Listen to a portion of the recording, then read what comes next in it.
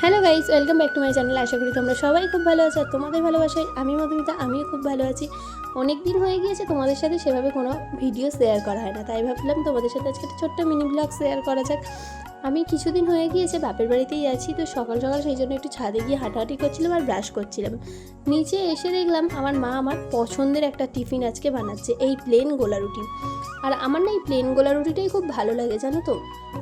অনেকে আছে পেঁয়াজ লঙ্কা দিয়ে বানায়, কিন্তু আমার সেটা খুব একটা ভালো লাগে না। আমার এই প্লেন গোলা রুটিটা চা দিয়ে খেতে খুব ভালো লাগে। তো আমি আর আমার দাদা আজকে এই গোলা রুটি আর চা দিয়েই সকালের টিফিনটা সারলাম। তারপরে বসেছিলাম থোড় কাটতে। আর এই থোড় ঘন্টটাও আমি খুব ভালোবাসি, কিন্তু দুঃখের বিষয় আমি কাটতে পারি না।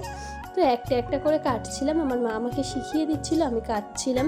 তারপরেই স্নান করে এসে দেখি আমার মা এই চিংড়ি মাছের খোসার বড়া করছে। আর তোমরা কে কে এই চিংড়ি মাছের খোসার বড়া খেয়েছো আমাকে কমেন্ট করে জানিও, আমার তো খুব ভালো লাগে।